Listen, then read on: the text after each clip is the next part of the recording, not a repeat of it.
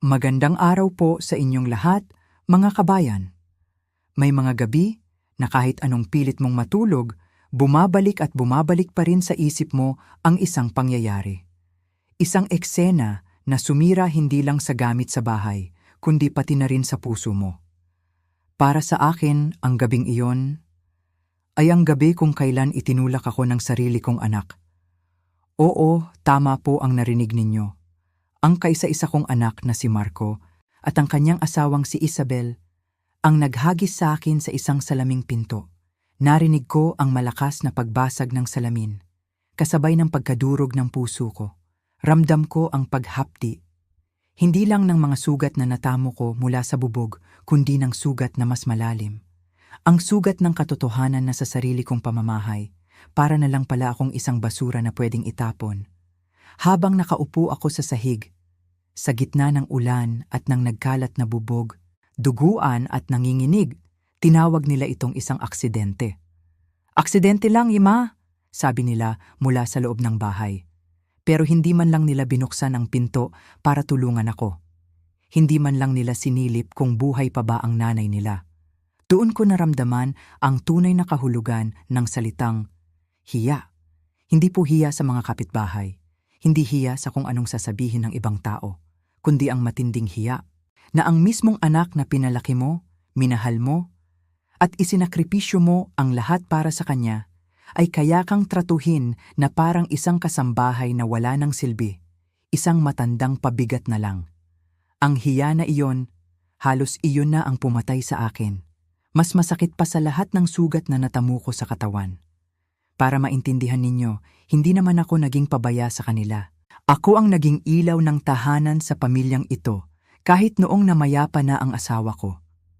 Mula sa pag-aaral ni Marco sa magandang unibersidad, hanggang sa pagpapatayo nila ng negosyo ni Isabel, hanggang sa paunang bayad para sa bahay na tinitirhan nila ngayon, lahat yan galing sa ipon ko, galing sa pawis at pagod ko. Ibinigay ko ang lahat. Ang oras ko, ang pera ko, ang buhay ko. Pero habang tumatanda ako at nauubos na ang aking pensyon, unti-unti, nagbago ang lahat. Nagsimula sa mga pabulong-bulong na usapan kapag akala nila ay tulog na ako. Nagsimula sa mga nawawalang sulat mula sa bangko. Nagsimula sa paraan ng pagtingin nila sa akin, na para bang ako na lang ang hadlang sa mga plano nila. Para sa kanila, naging isa na lang akong anino sa sarili kong bahay. Isang muebles na kailangan na lang hintaying mabulok. Walang pakialam, walang pasasalamat. Tila ba lahat ng sakripisyo ko ay walang halaga? Tila ba wala silang utang na loob? At sa gabing iyon, nang itinulak nila ako, doon nila ipinaramdam sa akin na tapos na ang pakinabang ko. Isa na lang akong problema na kailangang alisin. Kaya tumayo ako, dahan-dahan, nanginginig. Hindi dahil sa takot, kundi dahil sa isang bagong determinasyon. Naglakad ako palayo sa bahay na iyon. Ang bahay na ako mismo ang nagbayad. Naglakad ako palayo nang walang sinasabi ni isang salita. Dala-dala ko lang ang aking handbag, ang damit na suot ko, at ang duguan kong mga kamay. Akala nila talunan ako. Akala nila wala na akong pupuntahan. Akala nila isa lang akong matandang kawawa na wala nang natitira sa buhay. Pero dito sila nagkamali. Dahil sa loob ng maliit kong handbag, ay mayroon akong isang sikreto. Isang lihim na yaman na kahit kailan ay hindi nila pinangarap na mayroon ako. Isang alas na hindi nila alam na hawak ko. Ang hindi nila alam ay bago pumanaw ang aking asawa, iniwanan niya ako ng isang mana. Isang mana na pinamahalaan ko ng mabuti sa loob ng maraming taon. Ang kakarampot na pensyon na alam nila, barya lang iyon. Ang lola na itinapon nila sa labas na parang basura ay may tinatagong 1 bilyon at 200 milyong piso. ₱1.2 bilyon. Oo, tama po. Ang matandang walang halaga sa paningin nila ay kayang bilhin ang buong buhay nila nang hindi man lang nababawasan ang kalahati ng kanyang yaman. Ang kwantot na akala nila ay na-checkmate na nila ay biglang naging reyna sa chessboard ng buhay. At habang naglalakad ako sa ilalim ng ulan noong gabing iyon, isang bagay ang naging malinaw sa akin. Hindi ito tungkol sa paghihiganti. Hindi ito simpleng galit lang. Ito ay tungkol sa pagbawi ng aking dangal. Ang dangal na niyurakan nila. Ang dangal na akala nila ay kaya nilang kunin sa akin kasama ng titulo ng bahay. Gusto nilang maging biktima ako. Gusto nilang manatili akong tahimik at walang boses.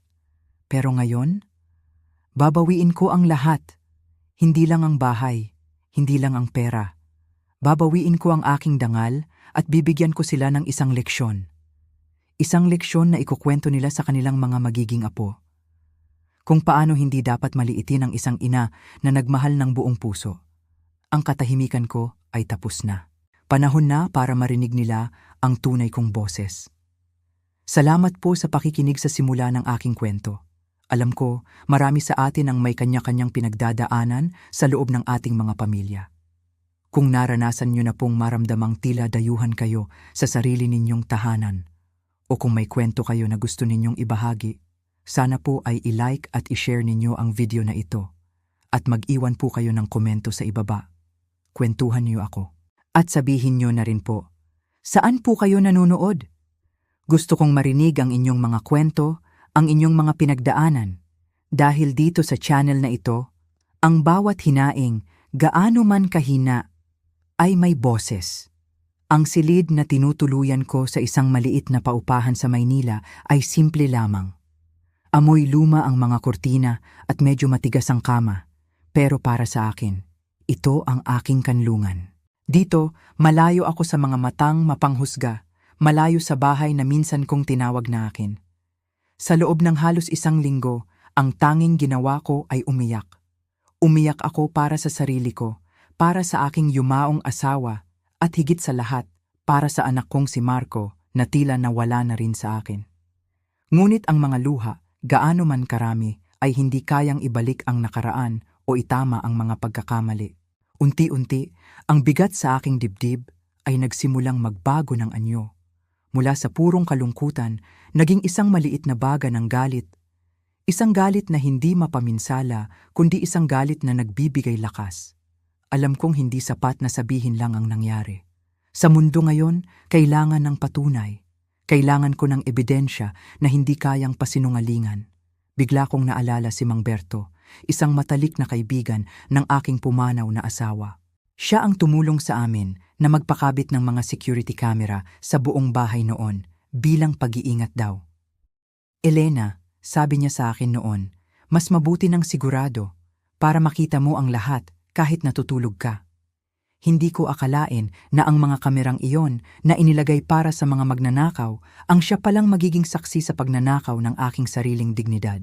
Nanginginig ang mga kamay ko habang hinahanap ko ang numero niya sa aking lumang telepono. Sinagot niya agad, "Elena, napatawag ka?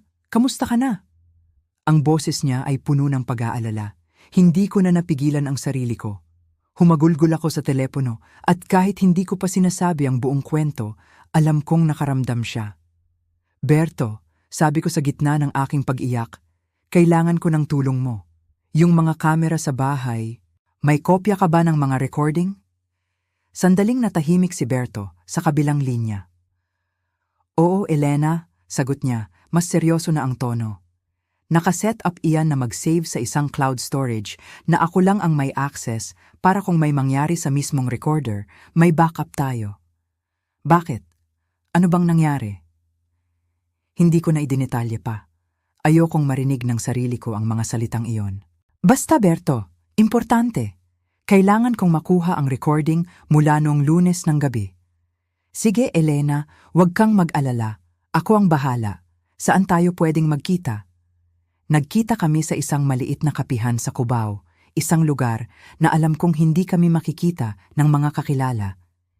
Inabutan niya ako ng isang maliit na USB flash drive. "Elena, narito na ang lahat," sabi niya. Ang mga mata niya'y puno ng awa at pag-aalala. "Hindi ko pinanood, pero anuman ang laman niyan, tandaan mo, kasama mo ako. Huwag kang matakot." Tumangulang ako, hindi makapagsalita, habang mahigpit kong hinawakan ang flash drive. Ito na ang aking sandata. Pagbalik ko sa aking maliit na silid, nanginginig kong isinaksak ang USB sa aking lumang laptop. Nag-aalangan pa ako. Gusto kong malaman ang katotohanan, pero natatakot akong harapin ito. Huminga ako ng malalim at pinindot ang play. Ang sumunod na mga minuto ay parang isang bangungot na nanonood ako mula sa labas. Nandoon ako sa screen, sa aming sala. Nakita ko ang pagdating ni Juliana, ang kanyang mga ngiting peke. Narinig ko ang mga salita niya, mas malinaw pa ngayon. Ang bawat salita ay parang isang punyal na tumutusok sa aking puso. Matanda ka na, Mami. Pabigat ka lang. Nakita ko ang pagtulak niya sa akin, ang pagbagsak ko sa sahig, at ang pinakamasakit sa lahat, nakita ko si Marco, ang anak ko, na nakatayo lang sa isang tabi. Walang ginawa, walang sinabi. Para akong pinanood na mamatay ng paulit-ulit. Hindi ko namalayan, tumutulo na pala ulit ang mga luha ko. Pero ngayon, iba na ang pakiramdam. Hindi na ito luha ng pagkatalo. Ito ay luha ng katotohanan. Isinara ko ang laptop. Ang sakit ay naroon pa rin, pero nabalutan na ito ng isang bagay na mas malakas. Determinasyon. Ang videong ito ang aking katibayan. Ito ang simula ng lahat. Hindi na ako ang biktimang nagtatago sa dilim. Ako na ngayon ang mangangasong naghahanda sa liwanag. Hawak ko ang ebidensya, pero alam kong hindi ko kayang labanan ito ng mag-isa. Ang kalaban ko ay hindi lang ang manugang ko. Kalaban ko rin ang sistema na madalas ay walang pasensya para sa mga matatandang tulad ko. Kailangan ko ng isang taong hindi lang nakakaintindi ng batas, kundi nakakaintindi rin sa puso ng isang babaeng nasaktan.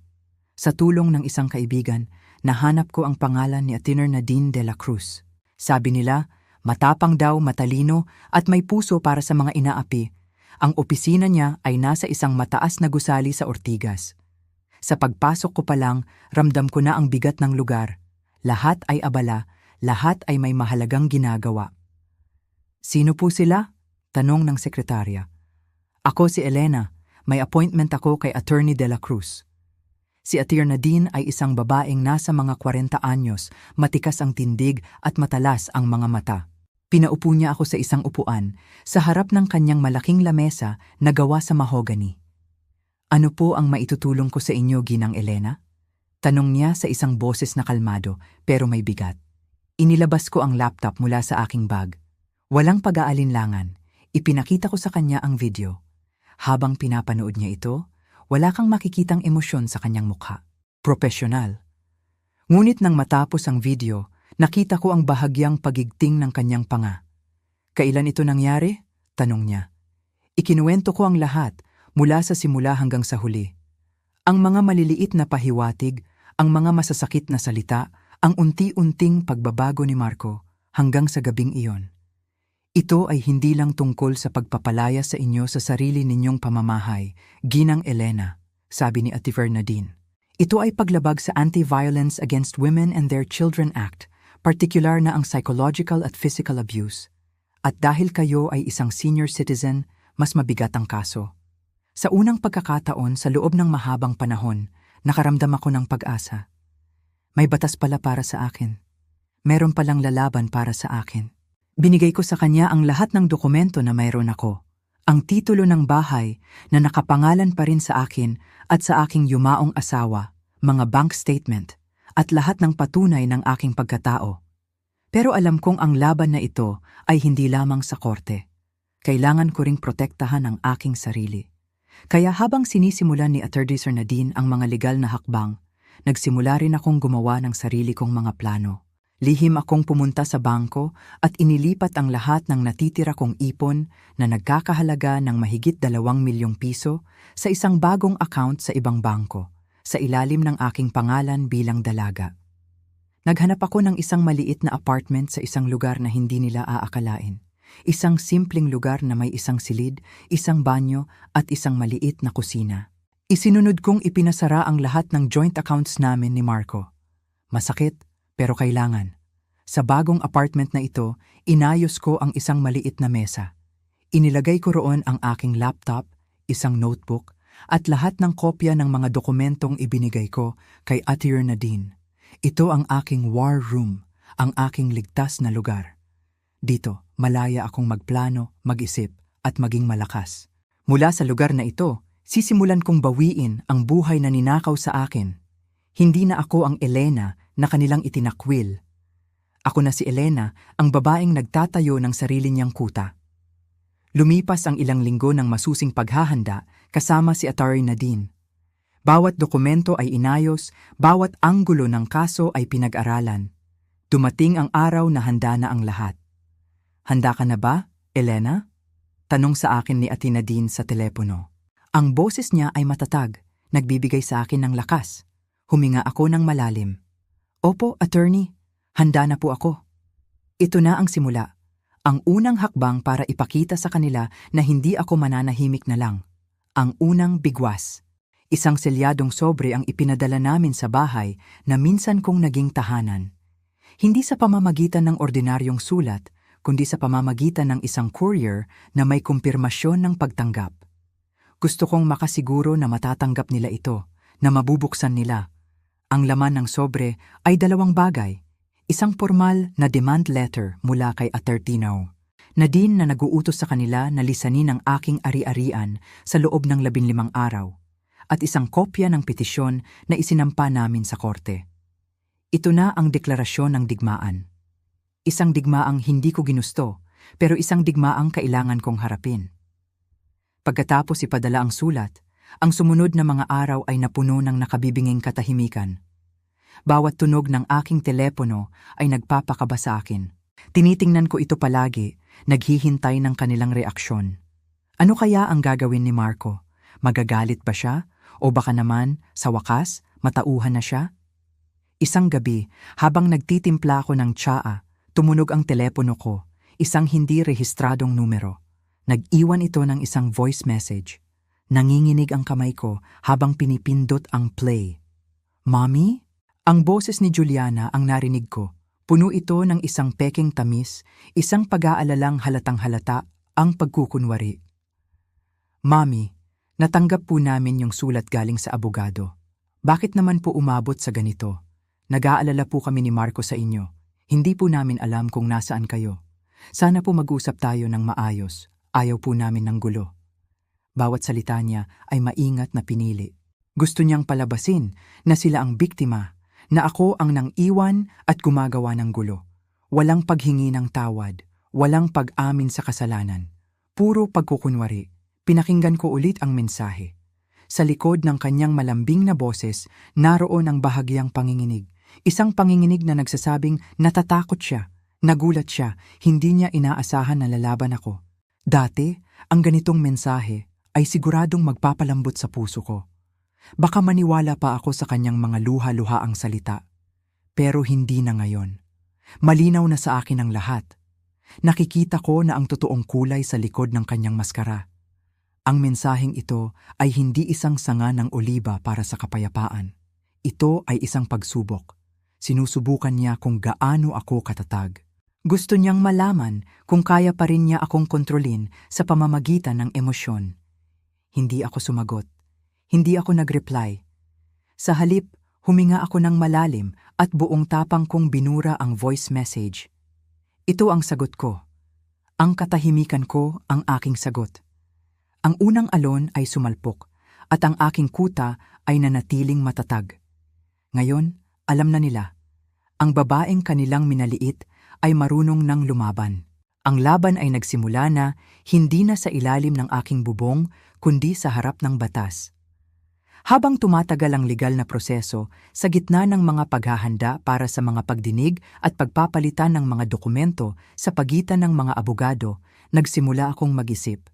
Ano nga ba ang ipinaglalaban ko? Ang bahay? Oo, mahalaga iyon. Ito ay bunga ng pinagpaguran namin ng aking asawa. Pero habang tumatagal, napagtanto kong may mas malalim pa rito. Ipinaglalaban ko ang aking karapatan na tumanda ng may dignidad. Ipinaglalaban ko ang alaala ng isang buhay na puno ng pagmamahal at pagsasakripisyo.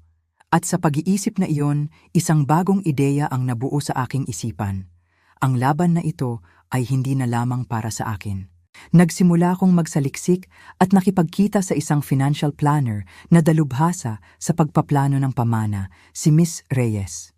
Ikinuwento ko sa kanya ang aking sitwasyon at ang aking mga plano para sa hinaharap kapag nabawi ko na ang nararapat sa akin.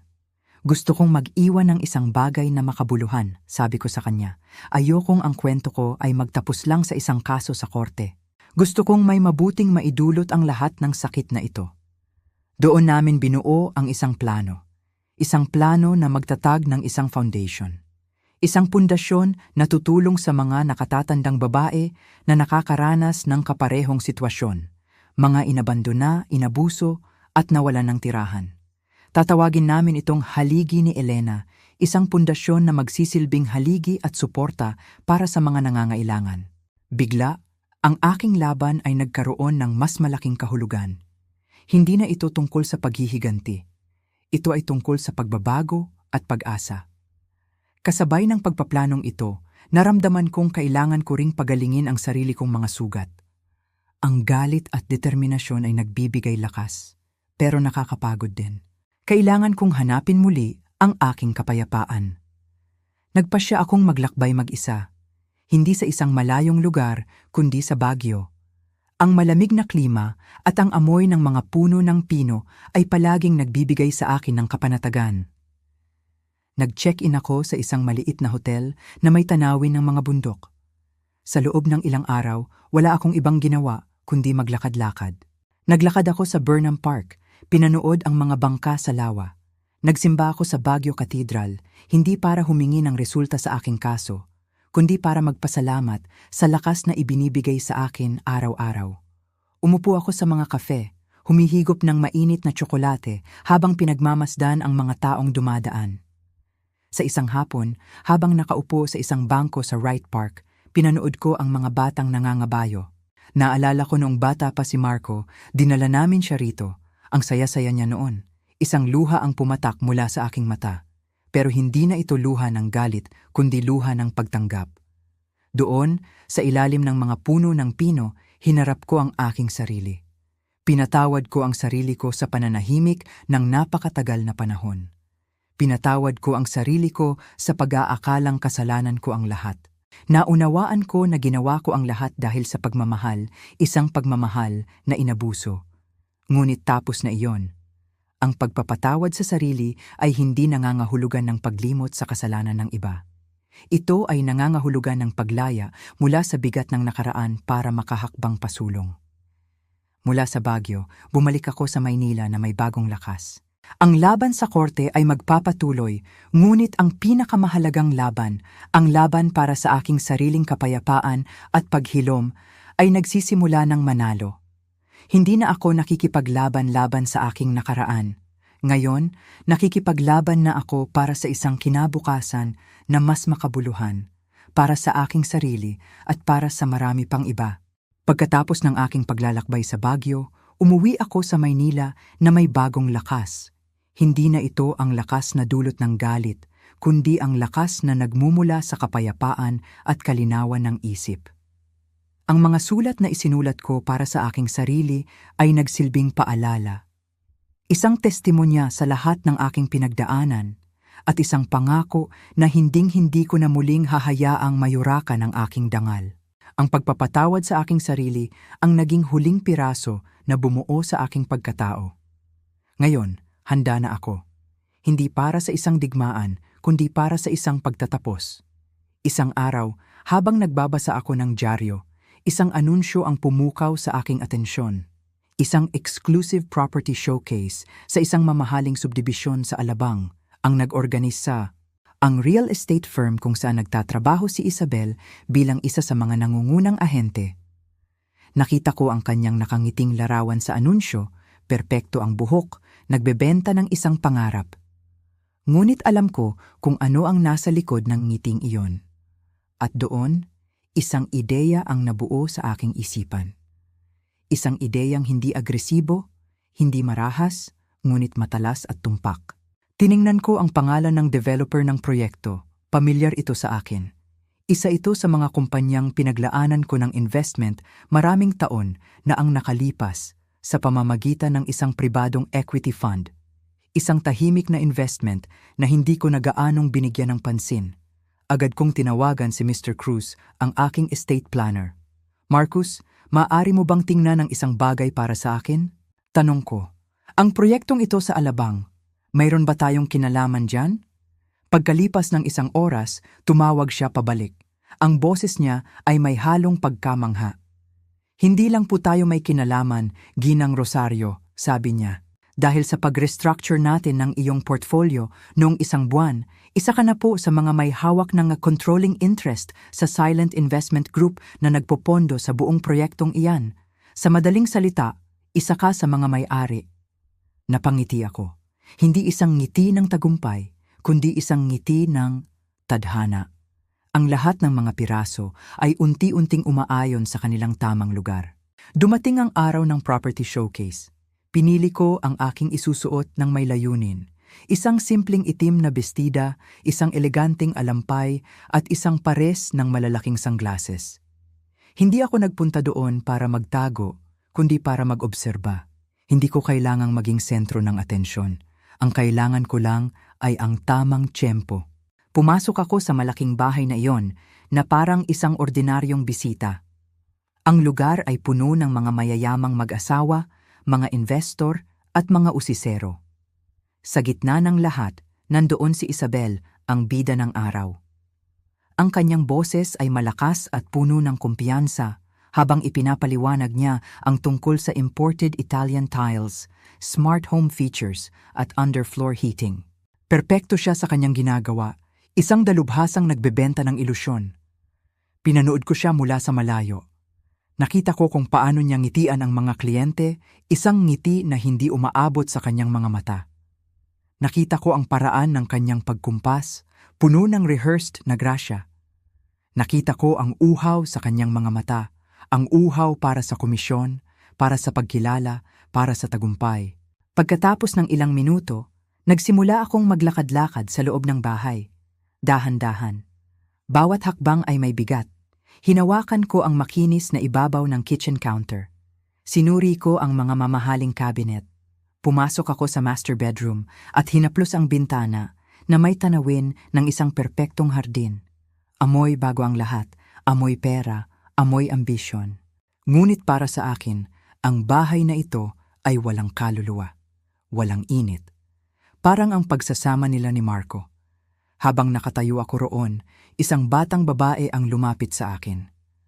Ang kanyang name tag ay nagsasabing Chloe Assistant. Nakita ko na siya dati sa isang pagtitipon ng pamilya noong bago pa lang siya sa team ni Isabel. Ngayon, nakasuot siya ng isang mamahaling suit at may hawak na clipboard. "Excuse me po, ma'am," sabi niya, na may tono ng pagiging arogante. "This is a private showing po. Are you on the list?" Dahan-dahan akong lumingon at tiningnan siya ng diretso sa mata. Hindi ko kailangang lakasan ang aking boses. Dahan-dahan kong kinuha mula sa aking pitaka ang isang business card. Isang simpleng puting card. Inabot ko ito sa kanya.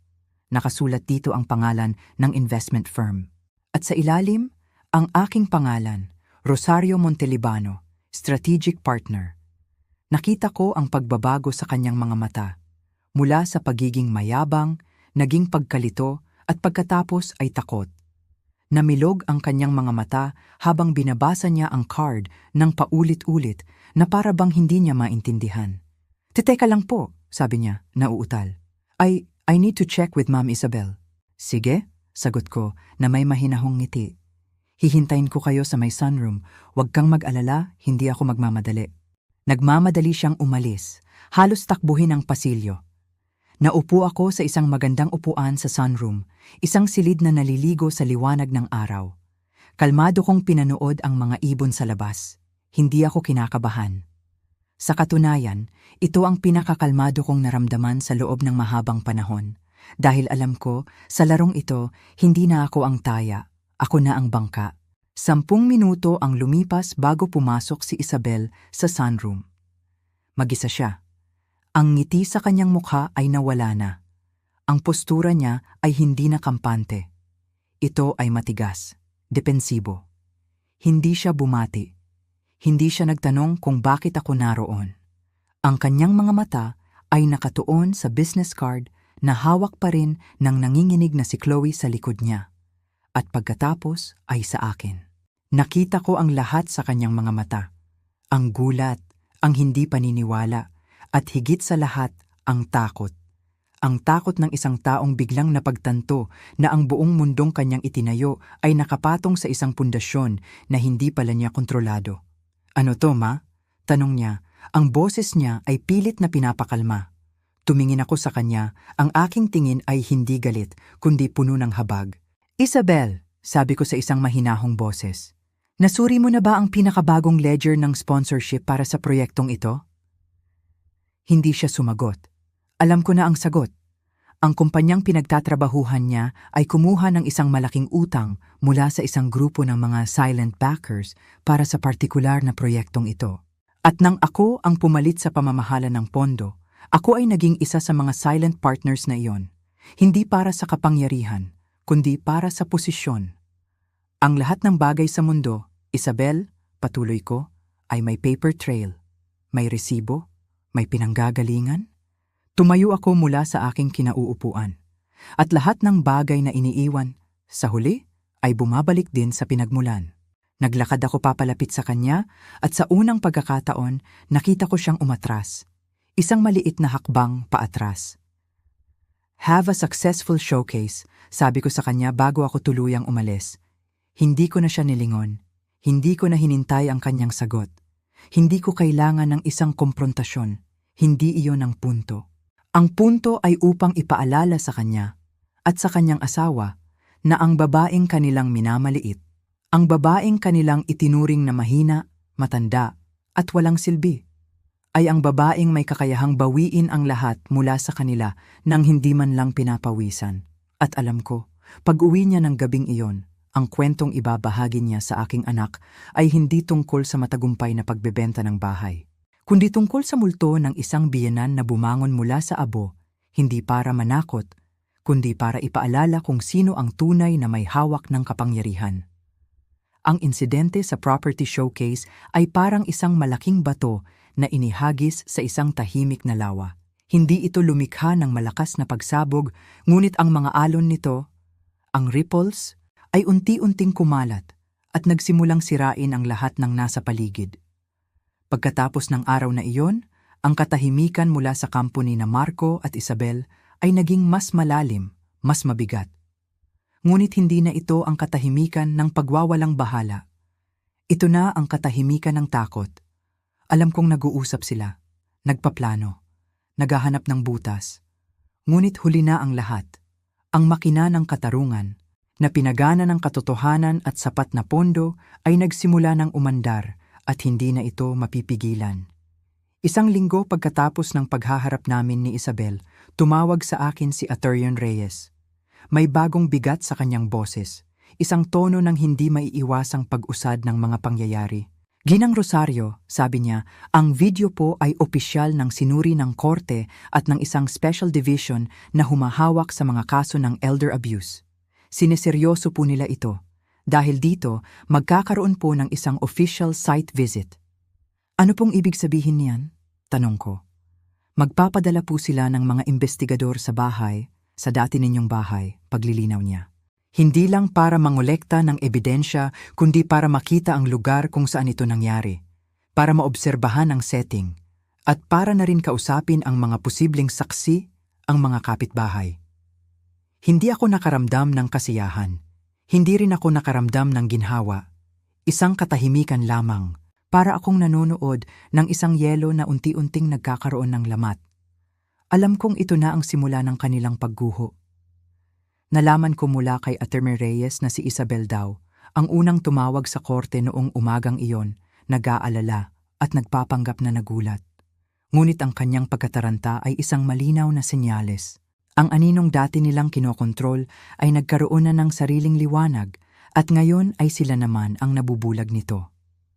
Hapon ng araw na iyon, habang nagtitimpla ako ng tsaa sa aking apartment, nakatanggap ako ng isang text message mula sa isang hindi pamilyar na numero.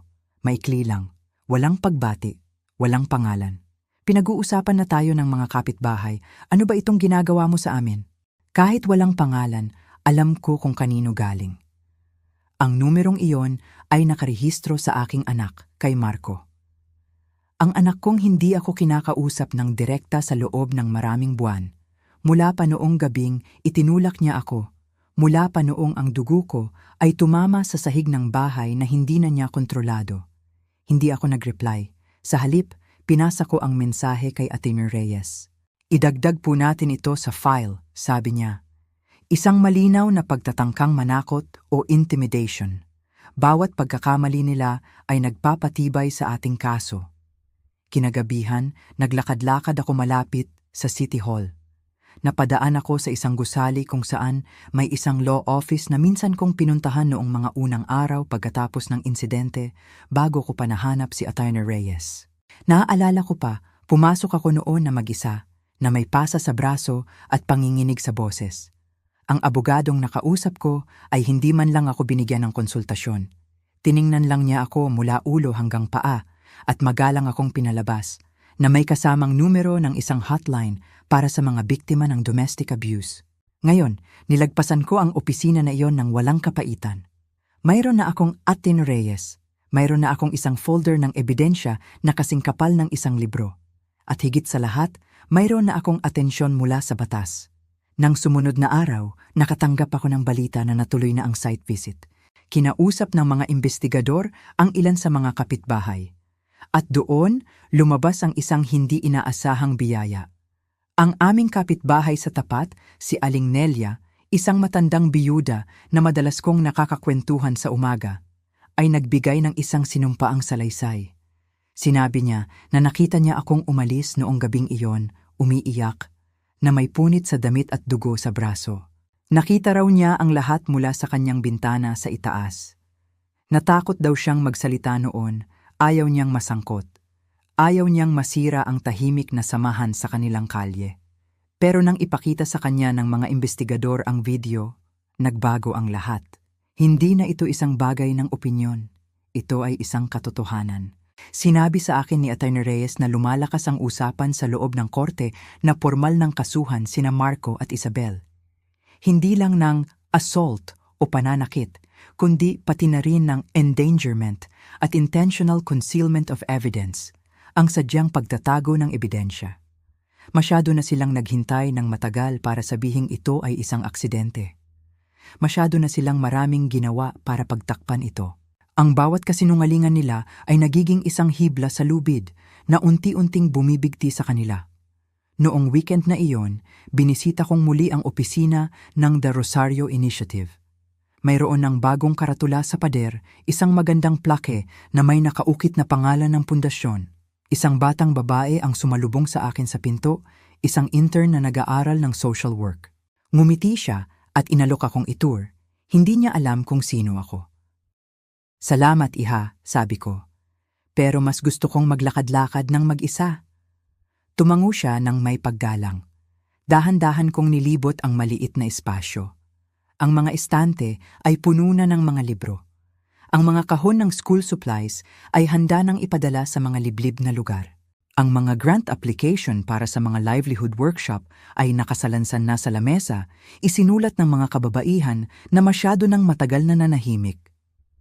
Tumigil ako sa conference room. Hinaplos ko ang gilid ng mahabang lamesa. Naupo ako sandali at tumingin sa bintana.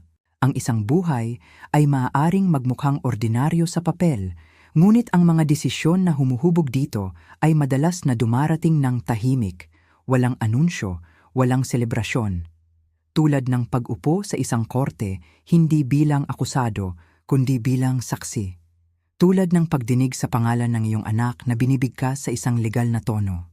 Tulad ng pagkaalam na hindi mo itinaas ang iyong boses, ngunit itinaas mo ang katotohanan. Umalis ako sa gusali kasabay ng paglubog ng araw. Habang nagmamaneho pa uwi, tumawag muli si Atty. Reyes. May bago siyang balita. Ginang Rosario, ang clerk of court, ay nakatanggap ng isang sealed filing mula sa abogado ni Isabel, sabi niya. Isang hiling para sa early mediation. Pribado, isang huling pagtatangka para maiwasan ang formal na pagsampa ng kaso. Isa lang ang ibig sabihin nito. Alam na nila kung ano ang paparating. At natatakot sila. Itinigil ko ang sasakyan sa gilid ng daan. Ibinaba ko ang bintana at hinayaan ng malamig na hangin na dumampi sa aking mukha. Hindi ako nakaramdam ng pagtatagumpay.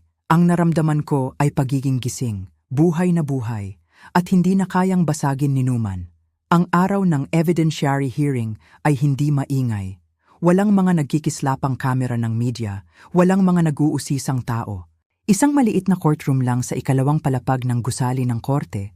Ang mga bintana nito ay nakaharap sa isang hilera ng mga puno na matagal nang nalagasan ng dahon. Malamig sa loob ng silid at may amoy ng lumang karpet at papel. Dumating ako 10 minuto bago ang takdang oras, nakasuot ng navy blue na pantalon, isang itim na sweater, at ang relo ng aking yumaong asawa. Isinuot ko ito hindi dahil nagbibigay ito ng ginhawa, kundi dahil ipinapaalala nito sa akin ang mga taon na ako ang nagsilbing pader na nagpapanatiling buo sa lahat para sa iba. Ang araw na ito ay hindi tungkol sa mga alaala. Ito ay tungkol sa pag-aari. Pag-aari sa aking kwento. Nakaupo na si Attorney Reyes sa aming lamesa, bukas ang kanyang briefcase at ang mga dokumento ay nakahanay na parang mga sundalo. Ang kanyang kalmadong presensya ay nagbigay ng kapanatagan sa hangin. Tumango lang siya sa akin, isang tango na nagsasabing, "Handa na tayo." Sa kabilang panig, nakaupo si Marco sa tabi ng kanyang abogado. Hindi maganda ang pagkakasya ng kanyang suit. Marahil ay hiniram lang o marahil ay hindi na ito pag-aari ng lalaking sinusubukan niyang maging. Ang kanyang mga mata ay sumulyap sa akin at pagkatapos ay mabilis na yumuko sa lamesa. Hindi niya kayang salubungin ang aking tingin. Pumasok si Isabel 3 minuto pagkatapos. Nakasuot siya ng itim mula ulo hanggang paa, walang alahas, kahit ang kanyang wedding ring ay wala. Hindi siya umupo sa tabi ni Marco. Umupo siya sa hilera sa likod, mag-isa na mahigpit na nakakrus ang mga braso sa kanyang dibdib. Dumating ang hukom, isang babae na nasa mga 60 anyos, may kulay bakal na buhok at isang boses na parang tuyong kahoy na nababali. Hindi siya tumitingin ng matagal sa sinuman. Binasa lang niya ang folder sa kanyang harapan, tinawag ang silid sa kaayusan at nagsimula. Nagsimula ito sa pagbasa ng clerk ng mga paratang. Una, misdemeanor elder abuse. Pangalawa, obstruction of reporting. Pangatlo, attempted coercion of property through emotional manipulation. 3 paratang. Bawat isa ay sinusundan ng isang mahabang katahimikan habang umaalingaw-ngaw ito sa espasyo sa pagitan namin. Hindi ko tiningnan si Marco. Hindi ko kailangan. Sumunod ang presentasyon ng ebidensya. Tumayo si Attorney Reyes, tumpak at nakapokus. Iprinenta niya ang video. Isang malaking monitor ang inilagay sa harap, nakaharap sa hukom. Walang tunog, video lang. Isang beses ko lang itong pinanood ng buo sa kwarto ng motel, mag-isa. Ngayon, pinanood ko itong muli, ngunit hindi ako kumurap. Ang aking mga mata ay nanatiling nakatutok sa screen sa buong panahon. Ang braso ni Marco na tumawid sa frame. Ang aking katawan na napaatras. Ang pagkabasag ng salamin. Ang pagkawala ko sa view. Katahimikan. Pagkatapos, natapos ang video. Walang huminga ng malakas sa courtroom. Isang nakabibinging katahimikan lamang. Kahit ang hukom ay nanatiling hindi gumagalaw sa loob ng ilang segundo bago may isinulat at suminyas para sa susunod na item. Sumunod ang mga pahayag. Naging maikli at direkta si Attorney Reyes. Hindi niya ito ginawang dramatiko. Nagsalita lamang siya ng mga katotohanan. Ang aking pinsala, ang pagkaantala sa pag-uulat, ang mga pagtatangkang pananakot, ang dokumentasyon ng mga pagtatangka ni Marco na ilipat ang aking mga ari-arian ilang linggo bago ang insidente. Isang pattern, sabi niya. Isang pattern na banayad, ngunit malinaw. Ang abogado ni Marco ay tumugon ng may paglihis. Stress, hindi pagkakaunawaan. Isang away pamilya na wala sa konteksto. Isang sandali ng hindi sinasadyang pananakit. Ipininta niya ang isang larawan ng isang anak na itinulak sa kanyang limitasyon ng mga hindi pagkakasundo. Pagkatapos, tinanong si Isabel kung nais niyang magbigay ng pahayag. Lumapit ang kanyang abogado. Umiling siya. Walang salita. Ang kanyang katahimikan, ang pinakamalakas na bagay na sinabi niya sa akin. Hindi nagtagal ang deliberasyon ng hukom. Hindi siya nagbigay ng buong sentensya. Ito ay isang evidentiary hearing lamang. Ngunit nagpasya siya na ang kaso ay magpapatuloy sa full review, na ang ebidensya ay nangangailangan ng karagdagang aksyon, na ang protective order na aking hiniling ay palalawigin. Inutusan si Marco na huwag akong kontakin sa anumang paraan. Ganon din si Isabel. Ang kanilang mga financial account ay mananatiling naka-freeze. Ang investigasyon ay lalawak pa. Nang bumagsak ang gavel ng hukom, hindi ako huminga ng maluwag. Tumayo lang ako, tumango kay Atty. Reyes, at lumabas ng silid ng hindi lumilingon. Sa labas, lumakas ang hangin. Ang mga tuyong dahon ay kumakaluskos sa semento na parang mga tuyong bulong. Naglakad ako ng dahan-dahan, may layunin. Bawat hakbang ay parang isang bagay na aking pinaghirapan at napanalunan. Sa isang cafe sa malapit, umorder ako ng isang maliit na kapeng barako at naupo sa isang mesa sa sulok. Walang nakakilala sa akin. Hindi na kailangan. Binuksan ko ang aking notebook at ginuhitan ang petsa ng araw na yon. Pagkatapos, inilipat ko ang pahina at nagsulat ng isang pangungusap. Hindi ako basag. Pag-uwi ko ng gabing iyon, may isang sulat na naghihintay sa akin. Hindi email, hindi text, isang pisikal na sulat. Sulat kamay, galing kay Marco. Simple lang ang sobre. Ang sulat kamay niya ay hindi pantay, na para bang nanginginig ang kanyang kamay habang isinusulat ito. Sinabi niyang nagsisisi siya. Sinabi niyang nasa ilalim siya ng matinding pressure.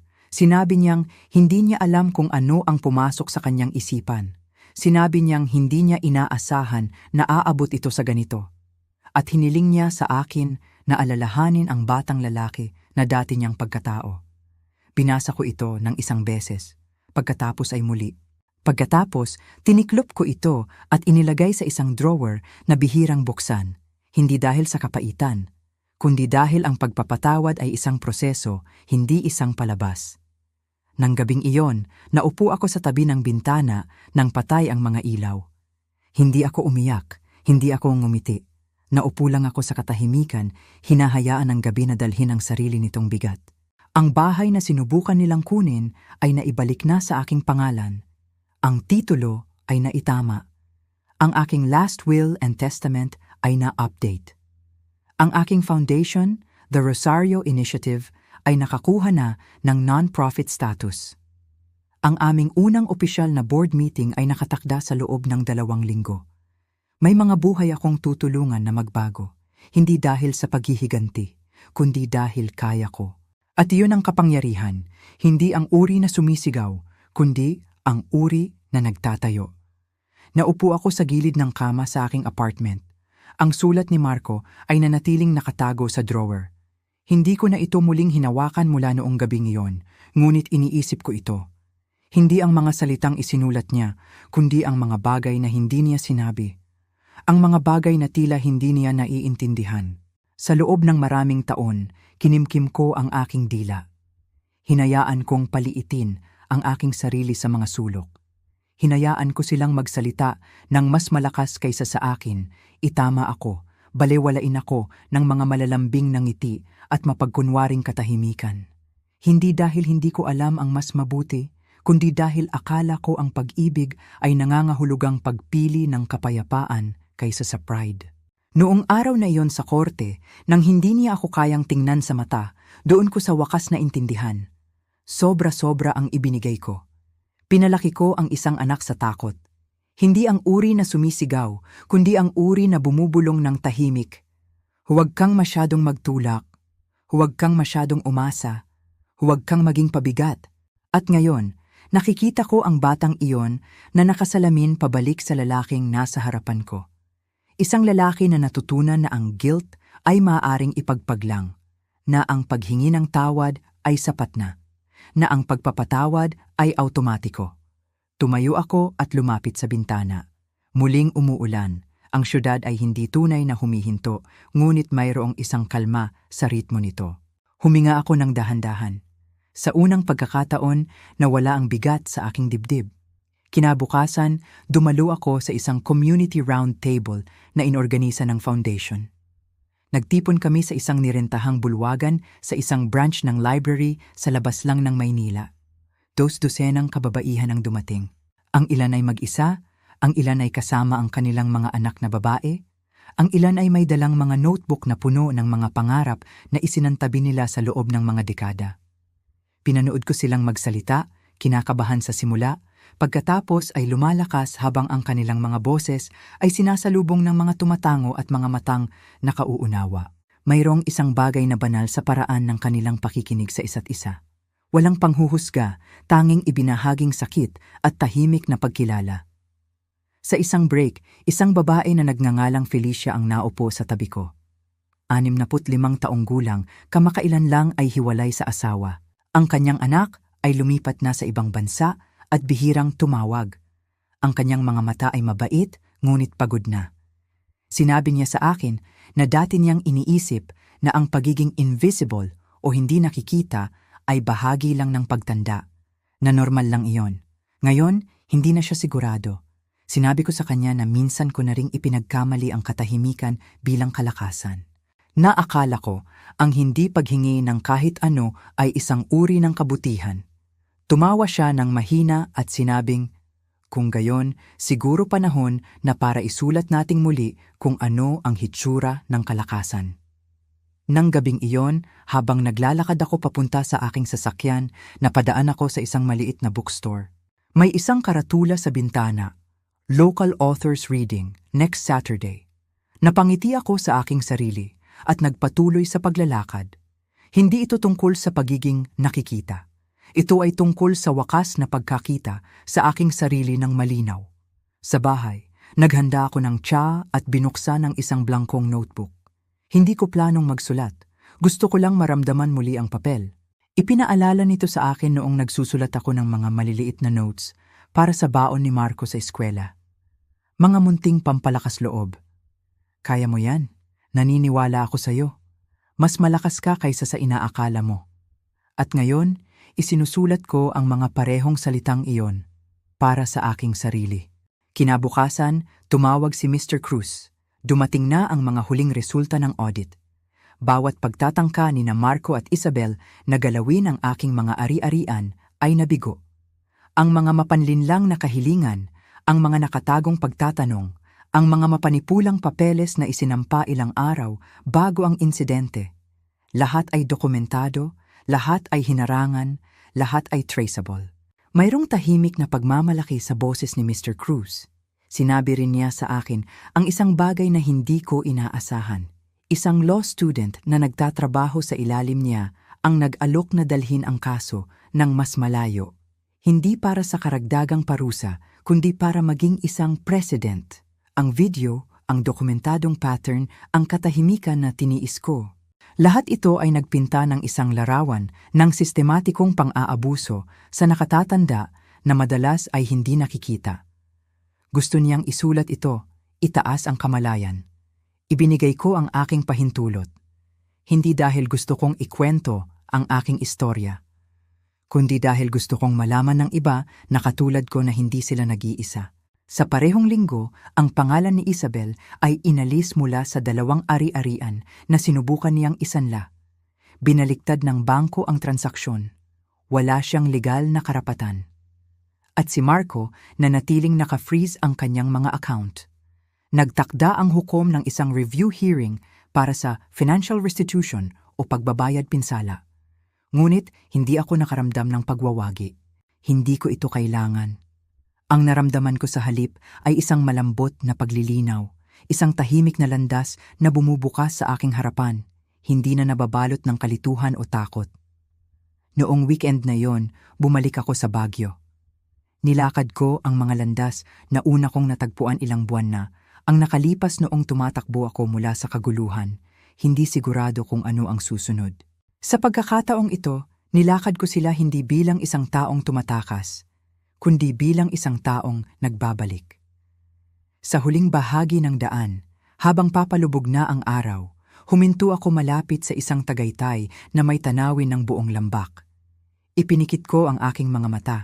Inisip ko ang gabing iyon, ang salamin, ang katahimikan, ang sakit sa aking dibdib habang naghihintay ako ng isang paghingi ng tawad na hindi kailanman dumating. At bumulong ako ng mahina, hindi para sa kanya, kundi para sa aking sarili. Hindi mo yon zaslujawa. Hindi mo yun deserve.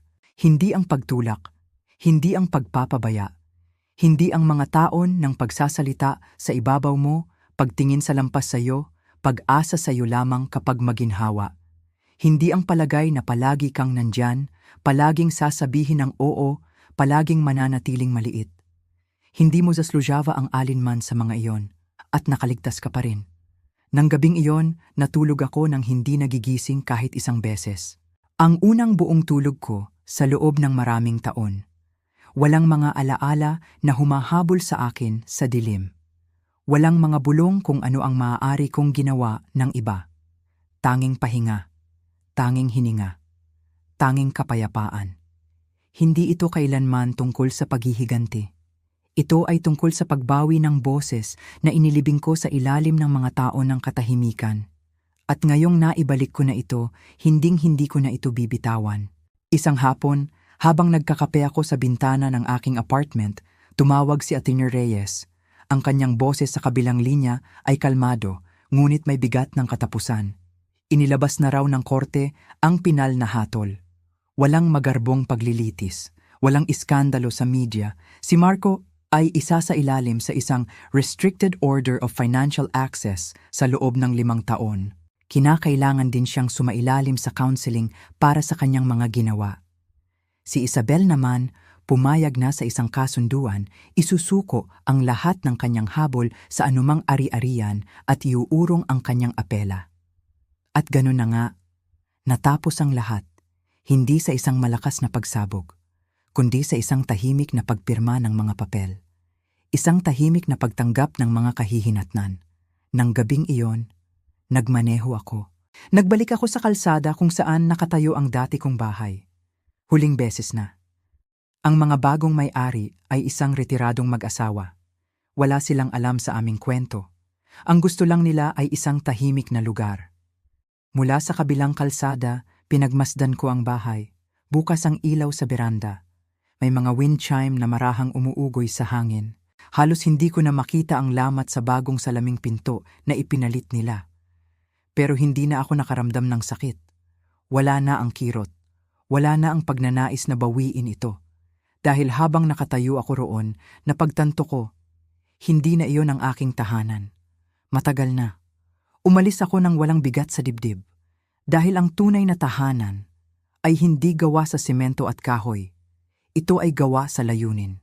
Ang aking tahanan ngayon ay nasa maliit na opisina ng The Rosario Initiative. Nasa mga ngiti ng mga kababaihan na tinutulungan naming makabangon. Nasa kanilang mga kwento ng bagong pag-asa. Nasa mga liham pasasalamat mula sa kanilang mga anak na masayang nakikita ang kanilang mga ina na muling nabubuo ang kanilang mga pangarap. Ang 21 milyong dolyar o ang katumbas nitong mahigit 1 bilyong piso ay ganap nang nailipat sa pundasyon. Ang perang minsan ay simbolo ng aking lihim na kalakasan. Ngayon ay simbolo na ng pampublikong serbisyo. Ito ay isang pamana na mabubuhay ng mas matagal kaysa sa akin. Isang pamana na hindi nabahiran ng paghihiganti, kundi nilinis ng pag-asa. Ang katahimikan na dating ipinataw sa akin ay ginawa kong isang sandata. Ginamit ko ito para magplano, para kumilos, para lumaban. Ngunit ngayon, ang katahimikan ay hindi na sandata. Ito ay kapayapaan. Ang kapayapaan sa pag-alam na ang bawat pagsubok ay may katapusan. Ang kapayapaan sa pag-alam na ang katarungan, kahit minsan ay mabagal, ay darating. At ang kapayapaan sa pag-alam na ang babaeng minsang itinulak sa salamin ay hindi nabasag. Sa halip, natuto siyang pulutin ang bawat piraso at buuin muli ang kanyang sarili, hindi bilang isang biktima, kundi bilang isang tagapagtayo. Tagapagtayo ng isang bagong buhay at ng isang bagong simula para sa marami. Ito po si Rosario. Salamat po sa pakikinig sa aking kwento at sana, sa pagtatapos nito, maalala natin na ang pinakamalakas na boses ay hindi palaging ang pinakamalakas sumigaw. Minsan, ito ang boses na, sa kabila ng lahat, ay piniling magpatuloy,